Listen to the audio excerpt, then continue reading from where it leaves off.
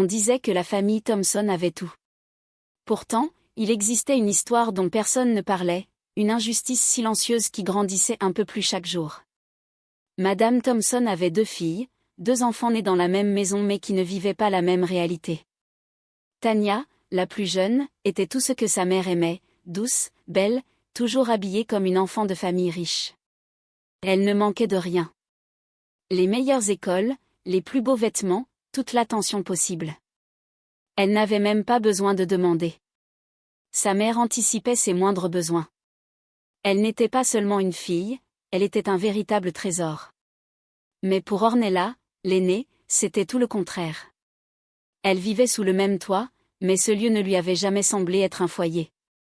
Elle était traitée comme quelqu'un de trop, comme un souvenir que sa mère aurait préféré effacer. Ses vêtements étaient simples, ses besoins ignorés, sa présence tolérée, mais jamais vraiment aimée. Même parents, même maison, même sang, mais des vies complètement différentes. Chaque matin montrait clairement cette différence. Tanya montait dans une voiture climatisée et confortable qui l'attendait, avec un chauffeur qui lui ouvrait la porte avec respect. Ornella, elle, marchait de longues distances sur des chemins poussiéreux, sous un soleil brûlant, avec un sac usé. Pendant que l'une était protégée du monde, l'autre y était exposée. Pendant que l'une vivait dans le confort, l'autre apprenait à supporter. Et dans tout cela, leur père regardait. Monsieur Thompson, un homme puissant et respecté partout, dont la parole comptait dans les affaires et dans la société. Mais chez lui, il choisissait le silence. Il voyait l'injustice, il comprenait la douleur. Pourtant, il ne disait rien.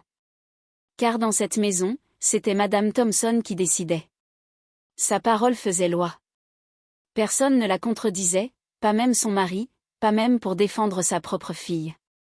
Ornella grandit alors avec une vérité douloureuse, appartenir à une famille ne signifie pas toujours être aimé. Mais ce que personne ne savait, c'est que le silence ne dure jamais éternellement. Ornella n'a pas grandi comme les autres enfants. Elle n'a pas connu les rires dans sa chambre, ni les bras réconfortants de sa mère.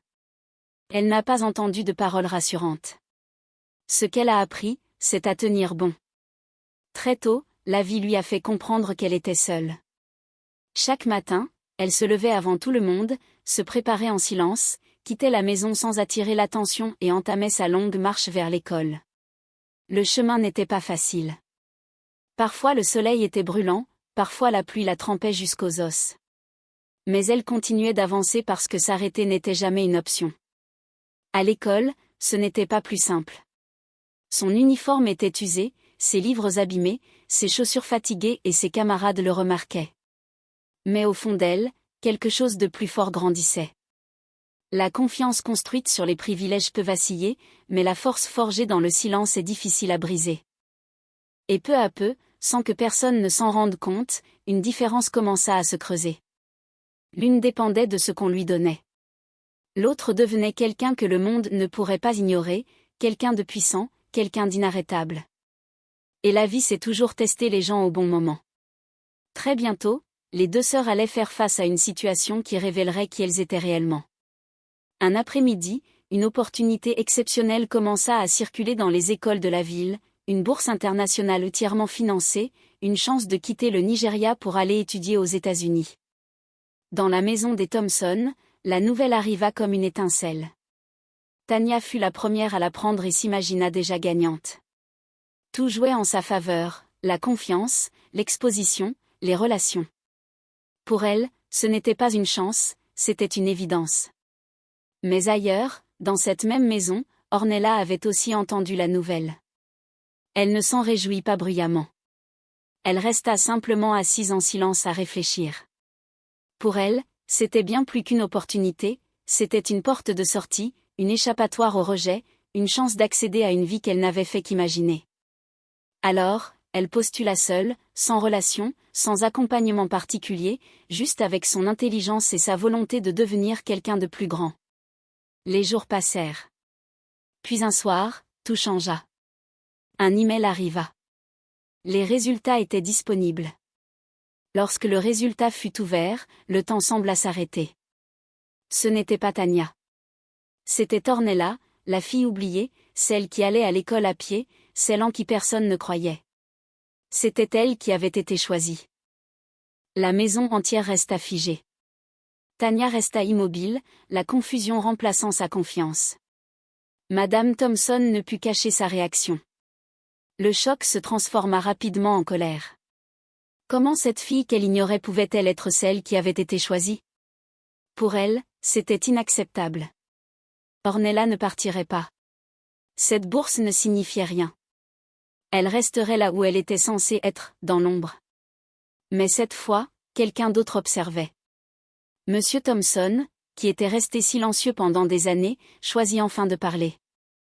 Avec un calme puissant, il déclara. Ornella partira. Sans débat, sans discussion. L'homme qui avait choisi le silence pendant si longtemps venait de reprendre sa place. Madame Thompson sentit immédiatement le basculement. Son autorité était contestée. Et Ornella, la fille oubliée, n'était plus invisible. Derrière cette victoire, une vérité plus profonde se cachait encore. Une nuit, Ornella entendit une violente dispute entre ses parents. C'est là qu'elle apprit la vérité, elle n'était pas la fille biologique de Madame Thompson. Elle était le souvenir vivant d'une erreur du passé que sa belle-mère n'avait jamais acceptée. Soudain, tout prenait sens. Ce n'avait jamais été à cause de ce qu'Ornella faisait, mais à cause de ce qu'elle représentait. Cette révélation ne la brisa pas. Au contraire, elle la libéra. Elle cessa d'attendre l'amour de quelqu'un qui ne pourrait jamais le lui donner. Elle comprit que sa valeur n'avait jamais dépendu de cette maison. Les années passèrent. Ornella quitta le Nigeria avec pour seule richesse sa détermination. Elle bâtit quelque chose d'extraordinaire, pas à pas, jour après jour. Le succès arriva. Le respect suivit. Le monde qu'il avait ignoré lui fit désormais une place. Aujourd'hui, lorsqu'elle revient parfois dans cette maison, elle n'est plus la fille oubliée. Elle est celle qui a choisi de se choisir elle-même.